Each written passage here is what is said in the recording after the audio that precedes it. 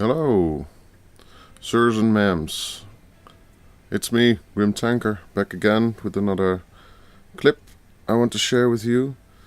As you can see, I'm in my Cromwell B in a pretty good matchup. It's a tier 6 battle. So got, mostly tier 6s. They got more tier 6s than we do, actually. I only noticed this now. But this should be this should be a map in which the Cromwell B can do well, especially being top tier. It's fast. It's good gun, kind of. And especially if you look at the qualities of the teams, I'm pretty much average, as I am known to be. They got like one really strong player, that's the Rudy. A Bloonigant, the guy in the fire clan. That's actually the first one I'm going to encounter. At first I was kind of hesitant to go up the hill, especially from the south spawn. It's not always smart, but with the sort of tanks from the enemies I thought I could get away with it. So I rushed forward and boom, get hit by the Rudy immediately, firing APCR at me. Because you know, that's just what a Rudy has to do. But as you can see, my tracks ate the shell.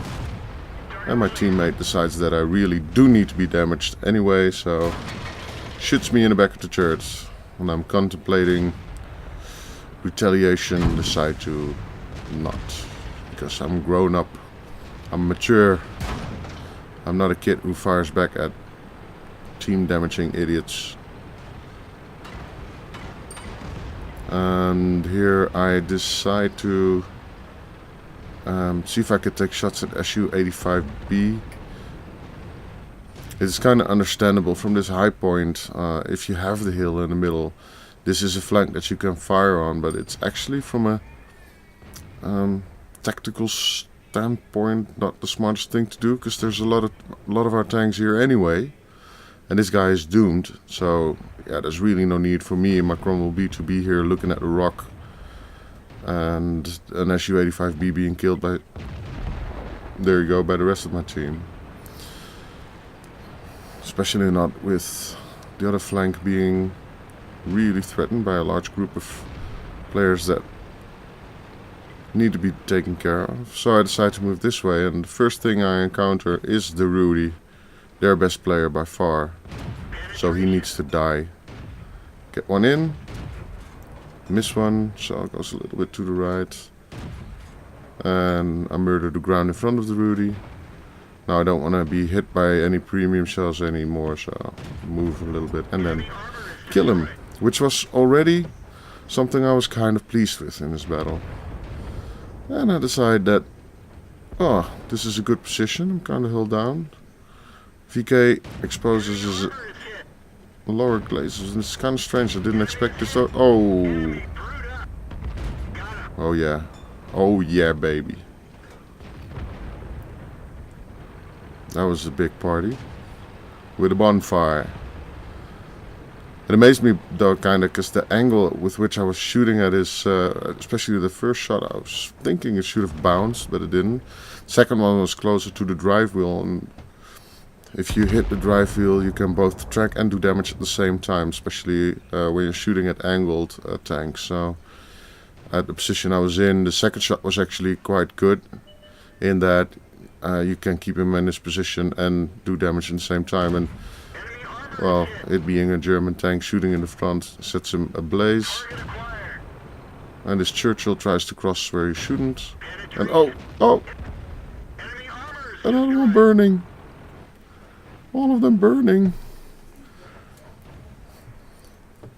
Now I was so busy trying to kill all the enemies at this point. There were so many players I could shoot at from this hill because, you know, this position not dominant at all. And I wasn't really thinking about what I was doing, as in who I was shooting at or what damage I was doing.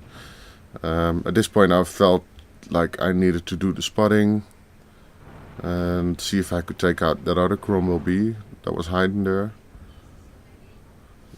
I can remember that when I was playing this, I was actually thinking that I needed to take care of this guy because, you know, it's a Cromwell B, it's kind of scary, but only afterwards did I see the stats, and this really wasn't a good player. So, that being taken care of, scores 13-10, and this battle is pretty much won. They have some good players remaining, but so do we, and we kind of know where they are, especially this Cromwell. Everybody's looking at him, everybody's going to shoot at him. Permission to engage. Penetration. I'm fast enough to get one shot in, and then my team takes him out. It's a matter of time. Boom, there he goes. Now all that remains is the SU-100. Will he be stupid enough to be still camping on that same spot? Will he? Will he? Yeah, he's still on that hill. And actually showing me his sight. Now the gun isn't the most accurate, but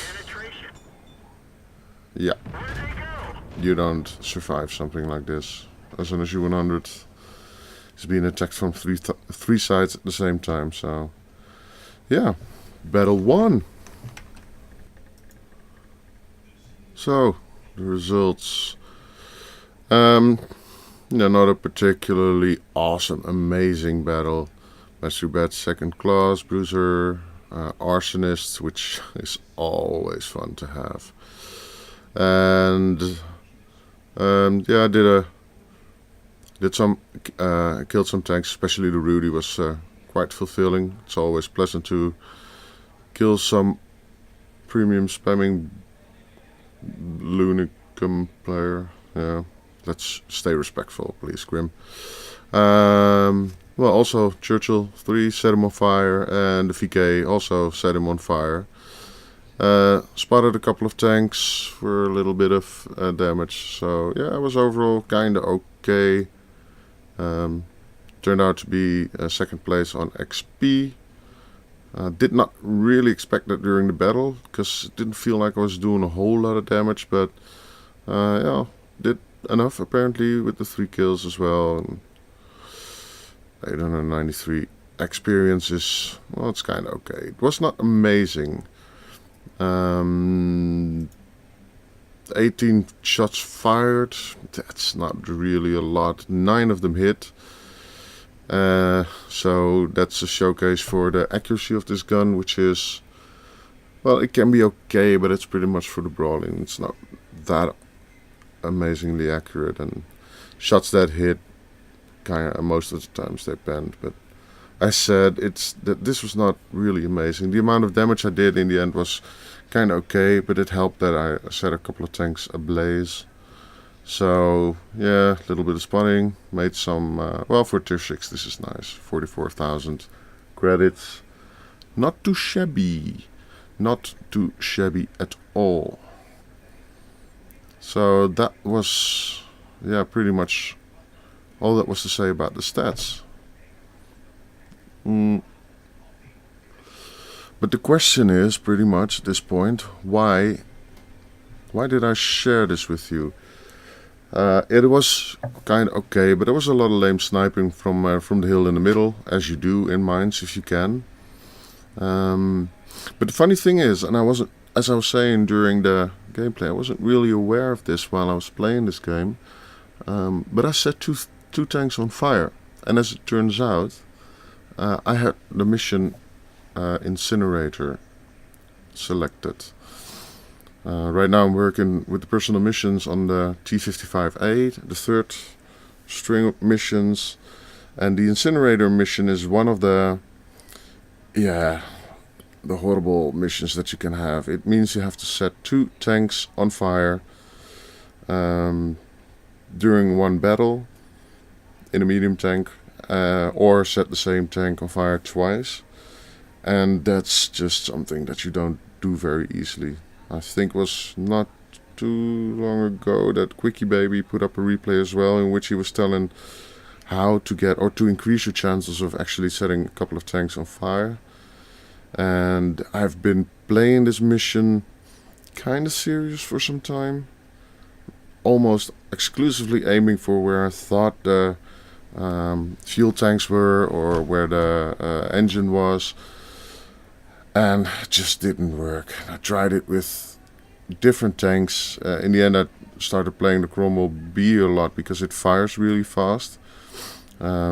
If you fire a gun like the Cromwell B's, which fires fast but has low alpha damage, you can hit the same tank a lot of times before he's dead, which means you increase your chance to set him on fire. That's pretty much the whole idea behind playing a tank like this, specifically for the mission, and it didn't work. So I kind of gave up, and then this match came along, and I wasn't even aware, but while playing it, Cromwell B turned out to do exactly what I was trying to do all that time, namely put so many shots into tanks that you can actually set to on fire during one battle. And yeah, just imagine my surprise and sheer happiness and crying and tears and whatnot when after the battle it showed that I had Incinerator mission or the medium tank mission 12 Incinerator done without actually trying to do it. So what I was hoping to showcase with this clip for you is that pretty much two things. First of all, the whole idea behind playing a tank such as the Cromwell B, and of course you don't have to play this premium tank, you can also play the normal Cromwell or the A43, which is also a fast firing low alpha medium tank. The whole idea behind it, it works. This proves it. In other tanks you might do it as well, but if you want to increase your chances, just get a tank like this with a gun like that, and there's a good chance you might actually get that Incinerator mission. Also, if you focus on the personal missions and it doesn't work, you'll just screw up your enjoyment of the game, which happened to me a number of times during these personal missions, and I've seen it happen to other people as well. And I got the mission now, and I'll just play for fun, and then all of a sudden I have this mission. So yeah, I mean, what am I trying to say? Well, you can try to get the personal missions, but just don't push it. And if you keep it selected and you play a certain tank that you like, or then every now and then it just comes, but you just need to focus on enjoying the game, because that's what it's for. These personal missions can be really fun, especially at the beginning with the lower missions. But don't focus on one if you don't get it immediately. Just be patient. Play the game. The missions will come. You can play a couple of games in which you focus on the mission or not. Just be cool. Enjoy. It'll come. You'll set them on fire. 2 times, 3 times for all I care. So yeah, that's pretty much the lesson here. And I got that mission done, so now I can move on. And yeah, well, it's still a long way before I get the T55A, but we're working on it. Also, at this point, you're watching Moving Images. I was asking for feedback, pretty much all previous clips, and I got some feedback. And I just really would like to get more of that. Just tell me what you do like about this, what you would like to see me continue, or things that you think can be better. I would like to hear that stuff as well. Some of the feedback I had was about the intro clip, the music being too loud. Well, I'll change that one. Also, I'm talking too much after the replay, and though some of the stuff I'm saying apparently kind of makes sense, it's kind of tedious to listen to someone rant and not see anything move on the screen. So a moving kitten was being requested by a certain Danish, Chinese sort of dude. Yeah, I'm talking about you, mate. Well, you ain't gonna get a kitten, but I re-recorded the same came over with a free camera, and then you'll just watch that. So you'll get to see the same replay twice, because I'm lazy. And you know, if you want to see kittens, you fucking Google for kittens, moron. Also, the point here being, just keep giving me feedback, subscribe, do whatever, make me happy, make yourself happy. Let me know what you feel about this. Just reply, respond, and give me something to work with so that I can get better at doing this, because I like doing it. I hope you enjoy it as well. And yeah, maybe we can make more out of this. So anyway, thanks for watching, and I'll hope to see you again soon.